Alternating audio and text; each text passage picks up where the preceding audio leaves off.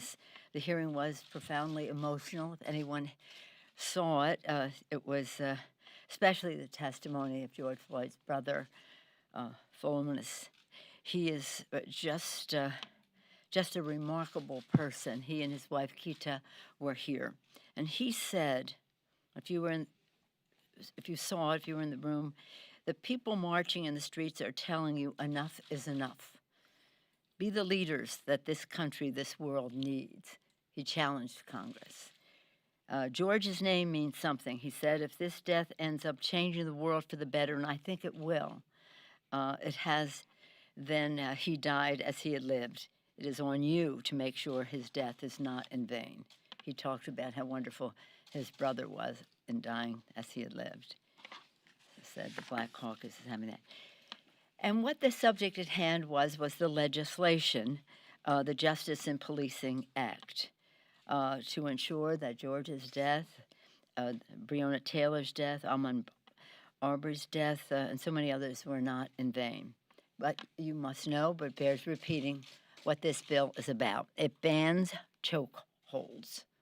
That makes it different from other bills that are around. It bans chokeholds nationally, stops no-knock warrants in case of drug cases, ends qualified immunity doctrine that is a barrier to holding police officers accountable for wrongful conduct, combats racial profiling, mandates data collection, including body cameras and dashboard cameras, and establishes a new standard for policing, among other things. It also passes our anti-lynching bill, the Emmett Till bill, that had already passed the House, but that's in there as well. So it's very important. I commend the Congressional Black Caucus, Karen Bass, the chair. She's also the chair of the Crime Subcommittee of the Judiciary Committee, which held that hearing yesterday under the leadership of the chairman of the committee, Mr. Nadler, and Congresswoman Bass. And yesterday, when I chatted with the family before the hearing, George's brother said to me, I have a question for you. Is this going to happen? Is there going to be a bill that is passed? And why do you think so? It's a question that many of you have, but coming from him, it had power. And I had an answer. Yes, it will be passed because the public insists upon it. I, as usual, quoted Lincoln, the public sentiment is everything. With it, you can accomplish almost anything. Without it, practically nothing. But in order for public sentiment to prevail, people have to know.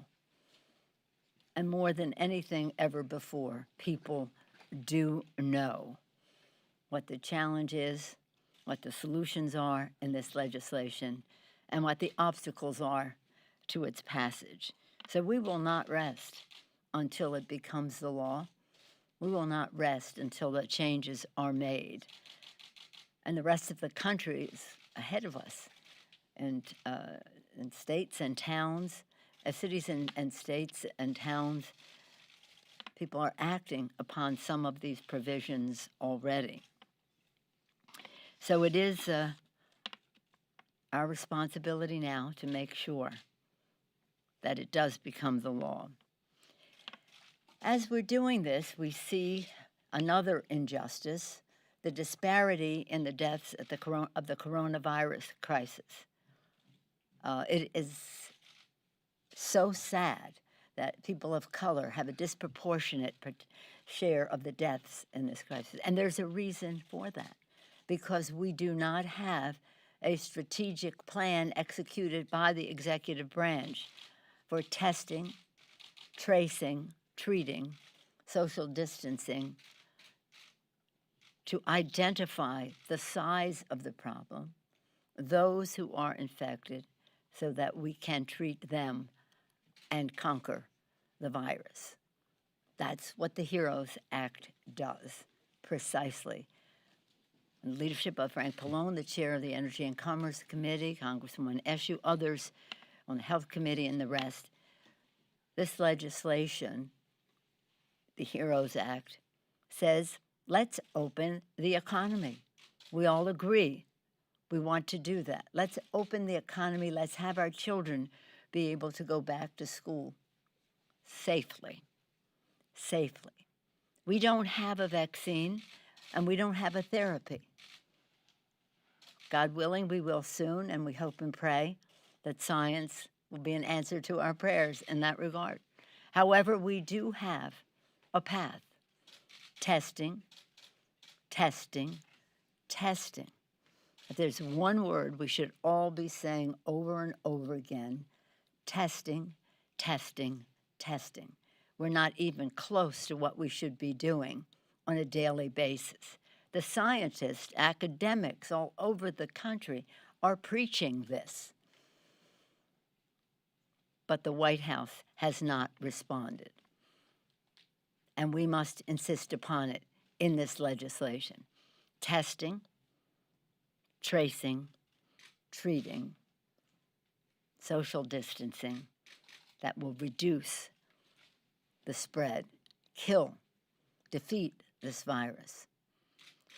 And that's sadly, in terms of people wanting to get out and not doing so with a mask.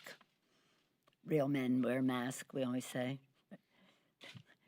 Without their masks, without their social distancing. If you're going to insist on leaving shelter in place, do so safely.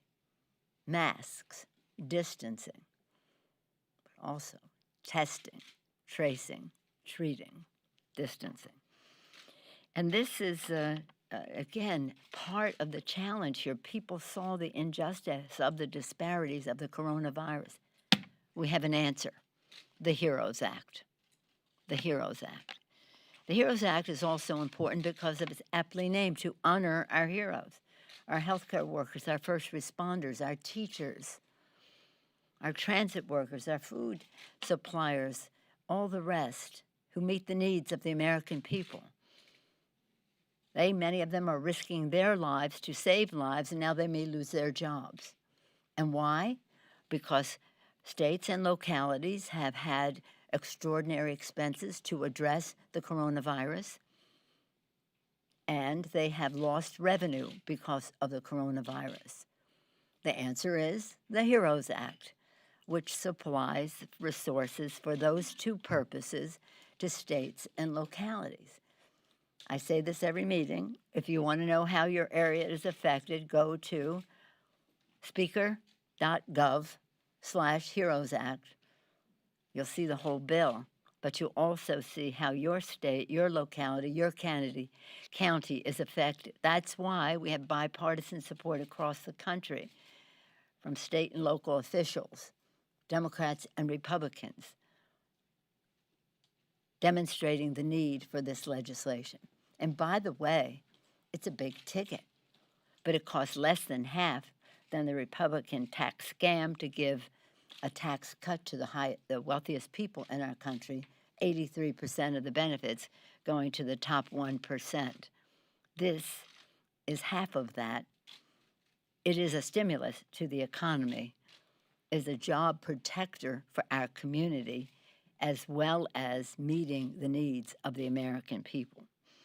And the HEROES Act also puts money into the pockets of people who need it most: unemployment insurance, direct payments to families in our country, issues that relate to feeding the hungry. Why would the Republicans object to that? I don't know. You have to ask them. But there is bipartisan support throughout the country to feed the hungry, food stamps, the WIC program, emergency funding programs to feed the hungry. It also has money for expanding FMAP, which is Medicaid, very important part of our health initiatives. It also saves the post office, the postal service, bipartisan support, one of the most popular elements of government, in fact, probably the most popular, over 90% favorable rating for the post office. So meeting people's needs in a very special way now, but always. 90% of veterans get their medicines through the mail, and so do other seniors as well, a large percentage of other seniors as well. And of course, I'll just end with this piece of it. Well, we also have the OSHA in there, the worker protection in there, which is really important to stopping the spread of the coronavirus as well. We also have in there something that relates to our most fundamental principle of our democracy, voting. Voting. $3.6 billion in the bill, less than 0.1% of the whole bill, for voting, for voting by mail. It's something that has, again, bipartisan support across the country, bipartisan support among secretaries of state across the country.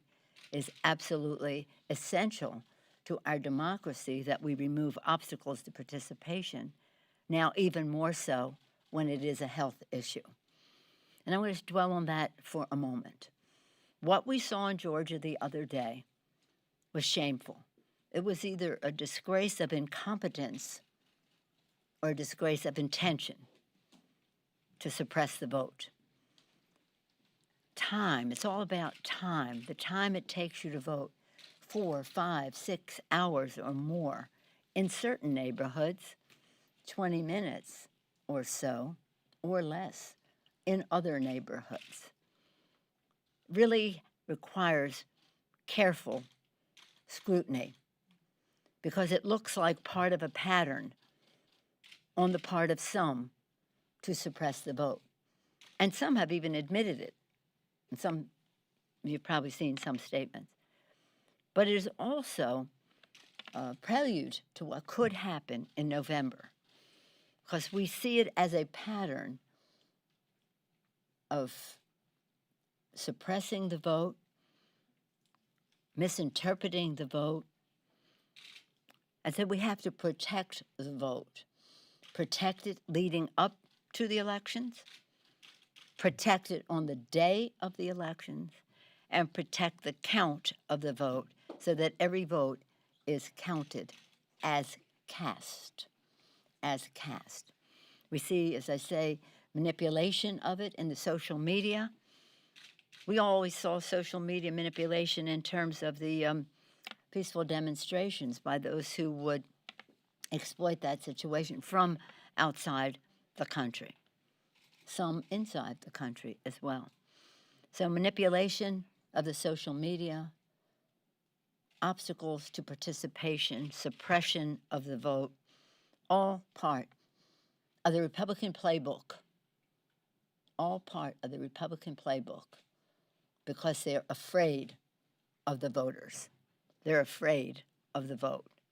And we must inoculate against the actions that are predictable that they may take, and we got a picture of that in Georgia just a couple of days ago. So,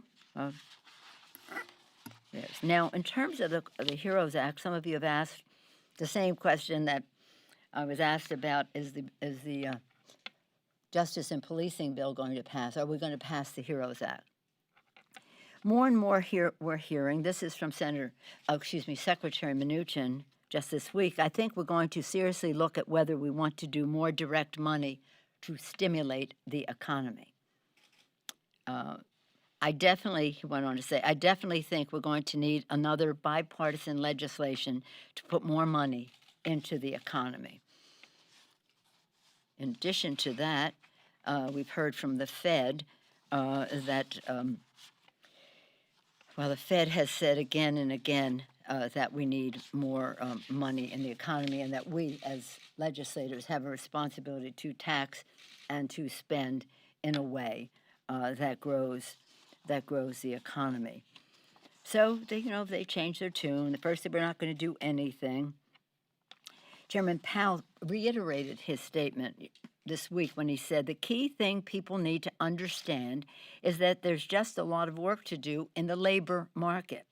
We're going to stick with this and support that until the work is done.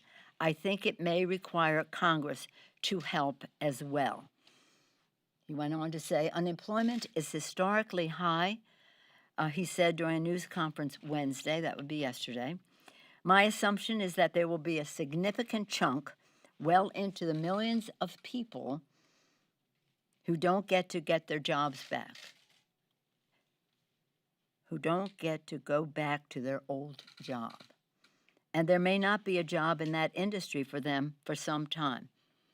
Further, elected officials have the power to tax and spend and to make decisions about where we are as a society. They should direct our collective resources. So again, to do nothing is the most expensive course of action. As the CBO, the Congressional Budget Office, estimated just this past week, if we do not take immediate action, $16 trillion could be erased from the American economy over the next decade. $16 trillion. And yesterday, the CBO restated that because of COVID, growth for the next year alone will be nearly $4 trillion lower than predicted as recently as January. Yet, Leader McConnell says, let's take a pause. Let's take a pause. This virus, again, is not taking a pause. Hunger is not taking a pause. Joblessness is not taking a pause. Rent checks being due are not taking a pause, and the bills are not pausing. Okay, so again, during this precarious time, COVID-19 continues to rage. Racial injustice makes this deadly. We cannot pause. And so we are building public support in a bipartisan way across the country for the HEROES Act, building public support across the country, across all party lines, for the Justice and Policing Act. Pleased to take any questions you may have. Have you spoken at all to anyone in the administration about a police reform effort? Because they say they'd like to do something. I'm curious if you, since you control the floor, have heard anything about that. I trust the judgment of our Congressional Black Caucus and our Judiciary Committee. They have made overtures to each other. Well, to the Republicans on the other side of the aisle and the other side of the Capitol. So far, that's what's been reported to me. I don't know what the overtures are from the White House, but I hope that they are sincere, and I hope that they are real, and I hope that they are statutory, or that they will be the law of the land. We want this to be as nonpartisan as possible. We think that in the public domain, in the public, people, Democrats and Republicans, nonpartisan, independents, however they identify themselves, want this to be nonpartisan. And what we are proposing, what the Black Caucus and the Judiciary Committee have proposed, is a very reasonable legislation. It's not the end. We may have more things. But for now, in terms of violence and justice in the police department, this is the bill. Yes, sir. Madam Speaker, related to that, the White House this week has said that the issue specifically of the police immunity aspect is a non-starter for them. I'm curious, as you move forward in the process, sort of how central that component is to the legislation. What is a non-starter to them? The police immunity aspect of it. I didn't hear him say that, but that's very important. The qualified immunity doctrine, which reigns many places, protects police officers from prosecution in spite of bad conduct that might be there. I think that's a conversation that must be had, and we do have it in our legislation. We don't paint all our police officers, our first responders, with the same brush. I've had conversations myself, some leaders in the community, in the law enforcement community, and first responder community, and I think there's an openness, a recognition that things have to be done differently. Now let's find our common ground. Yes, ma'am. Thank you, Madam Speaker. Question about opening of the economy, and one of the issues is the child care facilities. millions of Americans want to go back to work, but they don't have facilities open to Yes. secure care for their children. And yesterday, Congress received a letter from chambers from local and state, state and local chambers. Yesterday, sent a letter urging Congress to provide emergency funds to child care centers in the next relief package. That they're saying that these are very small businesses owned by women mostly, and they haven't received PPP loans mostly. So how is HEROES Act responding, and do you think it's safe to open the child care facilities for? Well, it isn't safe to open them until it is safe to open them. I didn't know what that letter is. I'll be on the lookout for that. I haven't seen that letter. But I will say this in a larger sense, whether we're talking about coronavirus, which we are now, but just generally going back to work.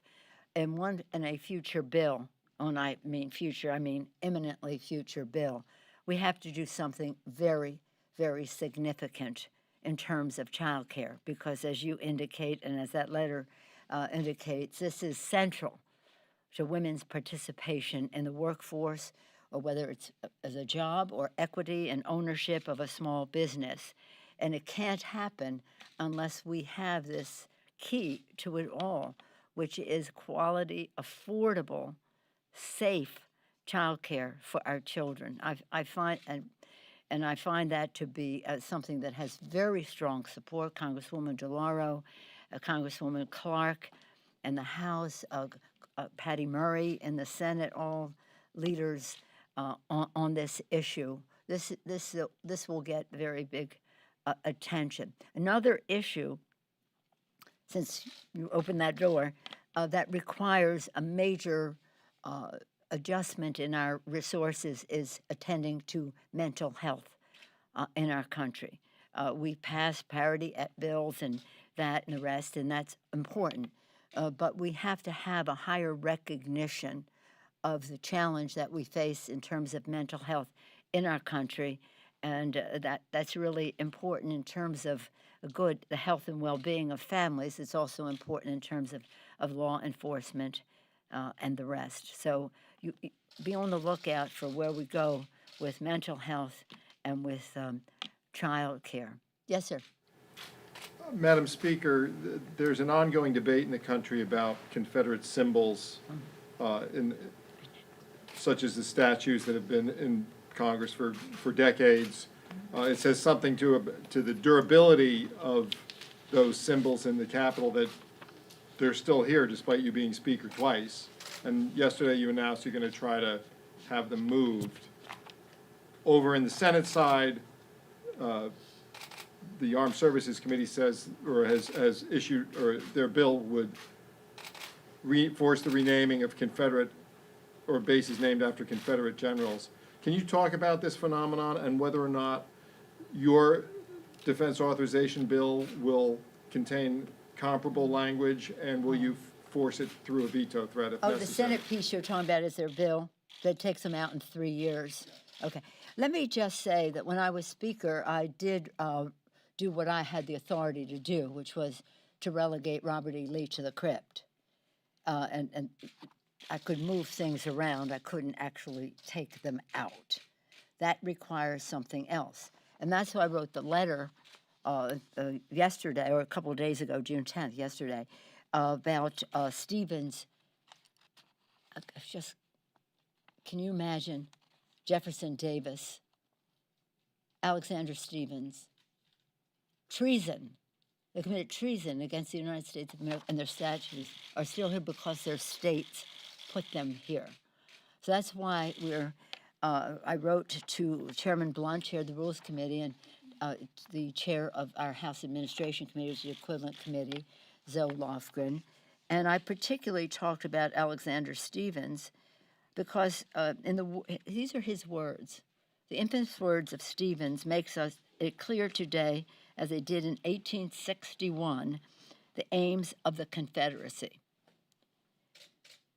It has come in his cornerstone speech, and he says, Stevens asserted that the prevailing ideas relied upon by our founders included the assumption of the equality of man. he goes on to say, this is wrong. And then he goes on from there. You can see my letter and see what he says and see why he has to come out of the Capitol. Now, we do have, I do believe that the committees have the jurisdiction to move these statues, but we also have legislation. Barbara Lee and Benny Thompson, the chair of Homeland Security Committee, and Barbara Lee, the senior member of Appropriations Committee, member of our House Democratic leadership, they have legislation that would get rid of, well, we have 11 of them that we have our eye on. But it may take legislation or action by the Rule Committee. Believe me, if I had more authority, we would have fewer of those statutes around. The question you asked about the Armed Services Committee relates to the names of the military bases, correct? You're not talking about statues in the House, yeah. So we'll see. That may require legislation. But I want to tell you something. The American people know these names have to go. These names are white supremacists that said terrible things about our country. This is like over 100 years after World War II. Some of these names were given to these bases, and you listen to who they are and what they said, and then you have the president make a case as to why a base should be named for them. He seems to be the only person left who doesn't get it. But then again, so whether I don't know if it will be in the bill. We may have freestanding, may combine with statues in the Capitol. I don't know, because that will be up to the makers of the motion to suggest how they would like to proceed. But these names have to go from these bases, and these statues have to go from the Capitol. Yes, ma'am. Madam Speaker, have you heard back from Senator Blunt to follow up on his question? Has Senator Blunt had any conversation or correspondence with you? No, but I think he's spoken in the public domain and saying it's up to the states. But it may be up to the states to send it here, but it's not up to the states where it might be. And we cannot have these statues in that place. Now, as I said earlier, public sentiment is everything. This is a perfect time for us to move those statues, because other times people may think, oh, who cares? I never go there anyway. They all look alike to me. They're all these white men there. On the other hand, that's what I think. On the other hand, this might be, the timing might be just right. Yes, ma'am. Now come to you. Oh, well, up to. Okay. Have you, One more woman. And Paul. have you and Leader McConnell made any progress on naming a chair to the Congressional Oversight Commission? Do you plan to release any names of people in consideration for that role? Yes. When? Yes, we've made progress. Well, I thought that was a yes or no. Oh, so now you have a follow-up question. When? Hopefully soon. I think it will be imminent. Yeah. So thank you for your question. To follow up on their questions, do you have the power yourself then to move Alexander Stephens, Jefferson Davis from Statuary Hall into some dark corner of the Capitol, the visitor center, a faraway spot? And if so, will you do so? Well, we'll see. In other words, we try. You start with a feather. And always like to start with a feather. Let's see how we can have consensus about this. But really, and some of our members over the years, especially our members in the Black Caucus, have just wondered, what are these people doing here? Well, most of us don't know one from the other. You know, there they are. But Jesse Jackson Jr. wrote a book on this, I believe, on A More Perfect Union. It did not include Alexander Stephens and Jefferson Davis having a place of honor in the Capitol of the United States. But let's focus on the bill. Let's focus on no chokeholds, no racial profiling, no knock warrants in case of drug cases. let's talk about ending injustice, racial injustice in our law enforcement. Let's focus on what we do about immunity in terms of prosecution in the legislation and how we go forward. Let's see how we can work together, recognizing that there are many fine people in our first responders and our law enforcement. Many of them want to be part of the solution, but they haven't been. And so now we need this legislation. And again, statutes, this, that, and the other thing, that's important. But what's important is that if we had had no chokehold, George Floyd would be with us. If we had a data collection, that little boy, oh my gosh, 12 years old, killed by a police officer who was fired from another jurisdiction and then hired elsewhere. If we had the no-knock law in place, we would not have had Breonna's passing away. And so, again, this legislation would translate into lives, and that's what George Floyd's brother was talking about yesterday. Save lives. Stop this. Save lives. There's a strike going on in some parts of the country. Is there any thought about breaking out the testing part of the HEROES Act and passing that, or is there any way to speed up this law? If the administration were interested, they would have been doing it themselves. But it does have significant funding for the testing, tracing, treatment, social distancing, and the rest. It has requirements for collecting the data so that we know the size of the problem so that we can take it out, and also that we can treat the disparities, most importantly, that we can treat the disparities.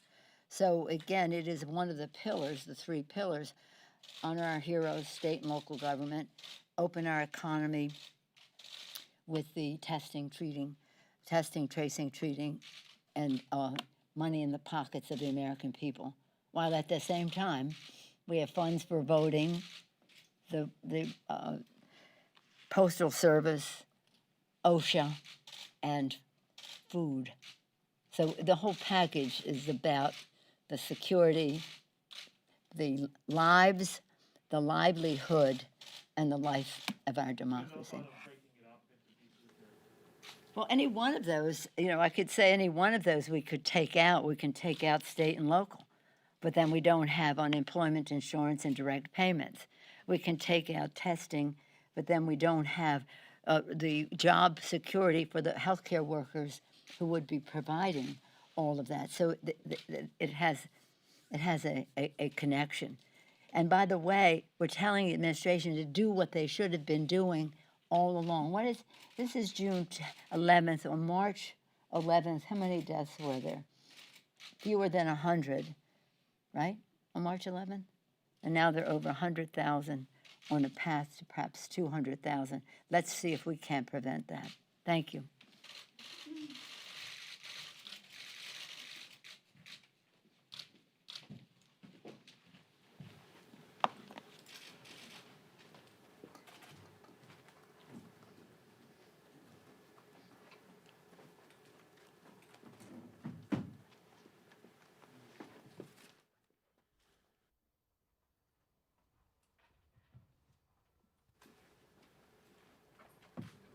Okay, the answer to your question is yes. Yeah, she said